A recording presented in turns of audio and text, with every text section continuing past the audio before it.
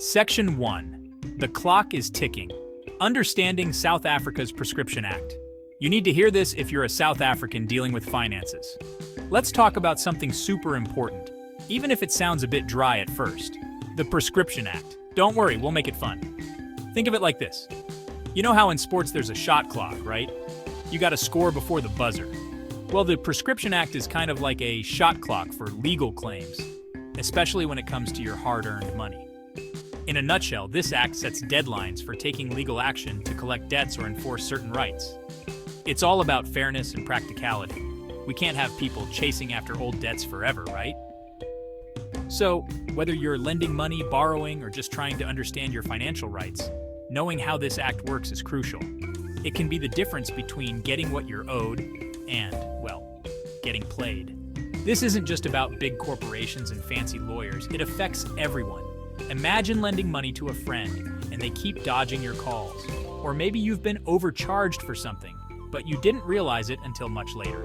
The Prescription Act lays down the law on how long you have to take action. Stay tuned because we're about to break it down, step by step. The Act sets specific time limits for different types of claims. For example, if you have a general debt, like money you lent to a friend, you typically have 3 years to take legal action. But it's not just about debts. The Act also covers things like damages for injuries or loss. For these, the time limit might be different, often longer, depending on the circumstances. And here's where it gets interesting. The clock doesn't always start ticking right away. Sometimes it begins when you first become aware of the issue. So if you didn't know you were overcharged until a year later, your time limit starts from that point. This is why it's so important to stay on top of your finances and be aware of your rights. Ignorance isn't bliss when it comes to the Prescription Act. Now, what happens if you miss the deadline? Well, generally, you lose the right to take legal action. That means you could be out of luck when it comes to recovering your money or enforcing your rights. But don't panic just yet. There are some exceptions and ways to interrupt the prescription period. For instance, if the debtor acknowledges the debt, the clock can reset. Also, certain actions like starting legal proceedings can pause the clock. This is why it's crucial to get legal advice if you're unsure about your situation. Understanding the Prescription Act can empower you to make informed decisions and protect your financial interests. It's not just about knowing the law, it's about using it to your advantage. So next time you lend money, get overcharged, or face any financial dispute, remember the shot clock analogy. Act within the time limits, and you'll be in a stronger position to claim what's rightfully yours. Stay informed, stay proactive, and don't let time run out on your rights. The Prescription Act is there to help you, but only if you know how to use it. Thanks for tuning in, and remember, knowledge is power. Stay savvy, South Africa.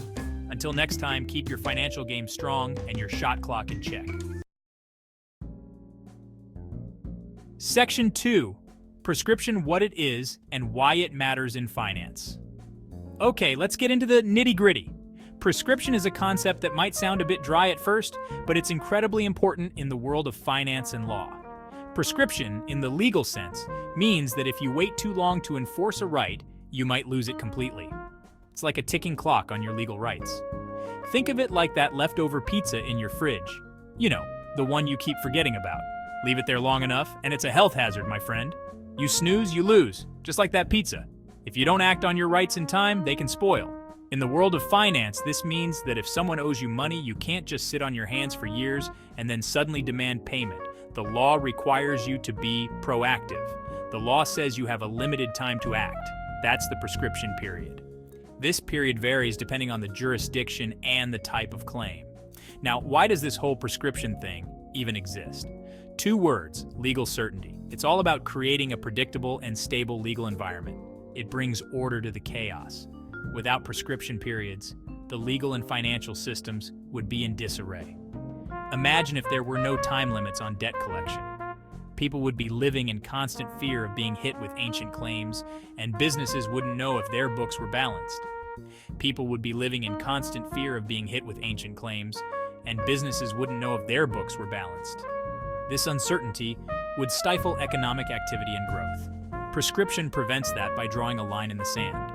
It sets a clear boundary, ensuring that after a certain period, claims can no longer be pursued.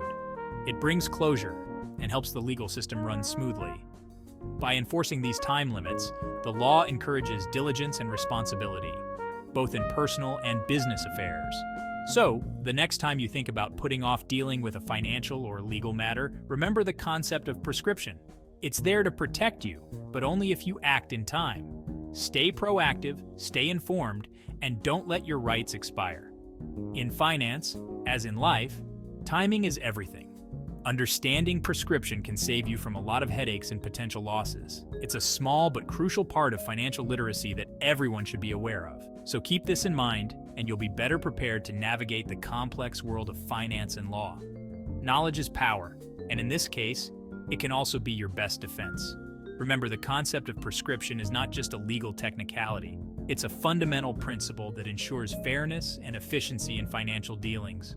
By understanding and respecting prescription periods, you can avoid unnecessary legal battles and financial losses. It's all about being proactive and informed. So take action, stay vigilant, and make sure your rights are protected. In the world of finance, timing truly is everything.